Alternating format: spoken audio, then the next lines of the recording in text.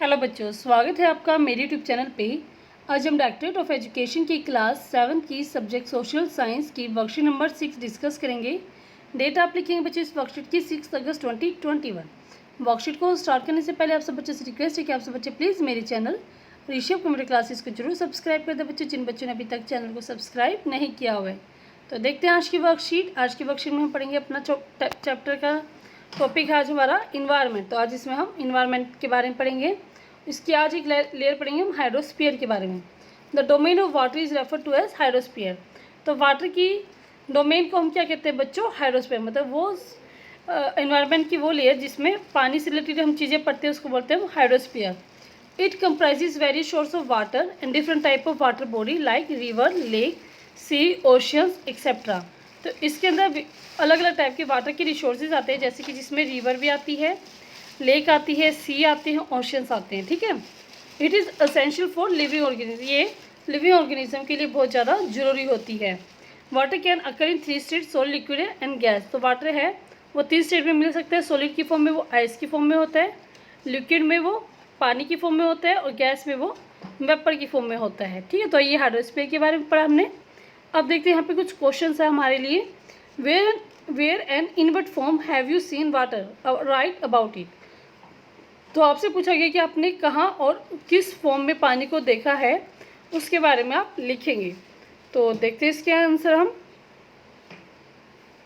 तो इसका आंसर बच्चों आप लिखेंगे वेयर। तो वेयर में आप लिखेंगे river, lake, sea and oceans ये। और in what form have you seen, तो ये आप लिखेंगे सॉलिड, लिक्विड एंड गैस। ये आपका ये दोनों के दोनों पार्ट आप इसमें लिख देंगे। फर्स्ट पार्ट लिख देंगे, बट एक फर्स्ट पार्ट कर देंगे, इसका एक सेकंड पार्ट कर देंगे। सेकंड पार्ट में सॉलिड, लिक्विड एंड गैस कर देंगे। ठीक है। तो नेक्स्ट क्वेश्चन है बच्चों इस वर्कशीट का। Do you think water is essential for all living organism, give reason. क्या आप समझते हो कि पानी जो है सभी लिविंग ऑर्गेनिज्म के लिए जरूरी है, गिव रीजन। तो उसका आपको कारण भी बताना है। आंसर लिखेंगे आप इसका। तो इसमें आप लिखेंगे पहले कि यस, हाँ बहुत ज़रूरी है। We can not survive without water. तो हम बिना पानी के बिना हम जीवित नहीं रह सकते। ठीक है। क्योंकि पानी के बिना हम क्या है बच्चों, पानी नहीं पियेंगे तो हमारी क्या है, हम जीवित नहीं रह सकते। तो आप इसका आंसर ये लिख देंगे। आगे देखते हैं इस वर्कशीट को हम। नेक्स्ट है atmosphere. Atmosphere, the atmosphere is a thin layer of air that surround the earth. तो अर्थ की चारों तरफ जो एयर की पतली सी परत होती है उसको हम बोलते हैं एटमॉस्फेयर।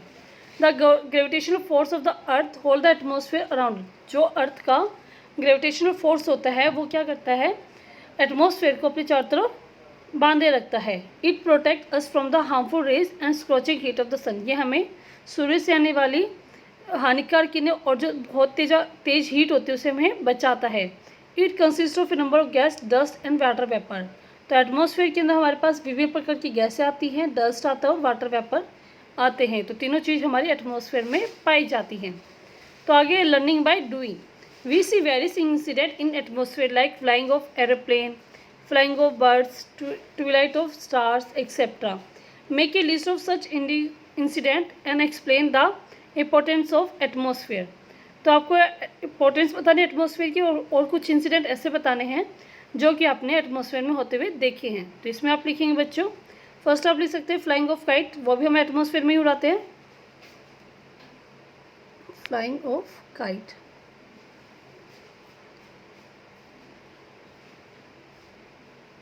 और नेक्स्ट आप लिख सकते हैं रेनबो। वो भी आपको इन्वायरमेंट में ही दिखाई देता है। तो ये आप दो चीज़ इसमें लिख लेंगे। ठीक है। Flying of kites and rainbow. Next आप लिखेंगे कि इंपॉर्टेंस ऑफ एटमॉस्फेयर। तो ये आपका यहाँ पे था, it protect us from the harmful rays and scorching heat of the sun. तो ये आपका इंपॉर्टेंस में आप ये लिख देंगे। ठीक है। तो आपको ये क्वेश्चन समझ में आ गया। दो क्वेश्चन थे, इंपॉर्टेंस ये हो गया और इंसिडेंट मैंने बता दिया rainbow and flying of kite. दोनों इंसिडेंट हमारे एटमॉस्फेयर के अंदर होते हैं।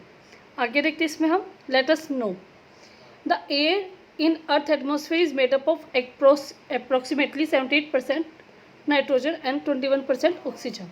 तो अर्थ एटमॉस्फेयर में क्या है बच्चों, 78% क्या नाइट्रोजन है और 21% ऑक्सीजन है। Air also has many small amount of other gas such as carbon dioxide, neon and hydrogen. तो इसके अलावा जो है, जो बच्चा हमारा 1% है, क्योंकि 78 प्लस 21 कितना हो गया बच्चा, 19 है। 1% बच गया।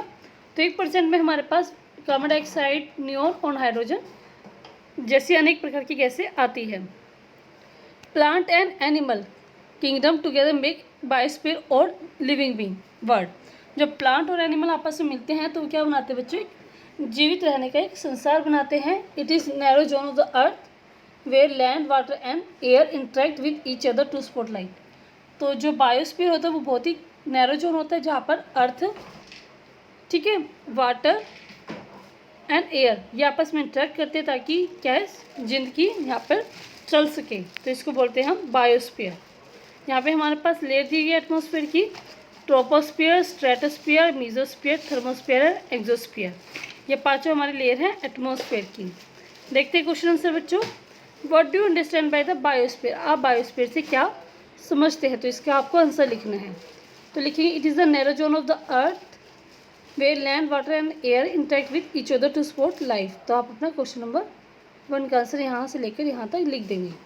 Next, name the 5 layer of atmosphere. तो आपको एटमॉस्फेयर की 5 लेयर के बारे में बताना है, नाम बताने उनके।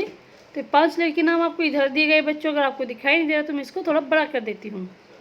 तो 5 लेयर के नाम आप यहाँ से देख लेंगे, troposphere, stratosphere, mesosphere, thermosphere, exosphere. ठीक है, तो पांचों लेयर के नाम हो गया। हमारा क्वेश्चन नंबर 2 का आंसर हो जाएगा। वर्कशीट बच्चों आपकी कंप्लीट हो गई है। वर्कशीट का सोल्यूशन अगर आपको समझ में अच्छा लगे तो प्लीज़ बच्चों आप मेरे चैनल को ऋषभ कुमारी क्लासेस को जरूर सब्सक्राइब कर दें। वीडियो अच्छी लगी तो बच्चों आप लाइक करें, इस वीडियो को शेयर करें और दोस्तों के साथ शेयर करें, कमेंट करके ताकि आपको वीडियो कैसी लगी। थैंक यू बच्चों, हैव ए नाइस डे।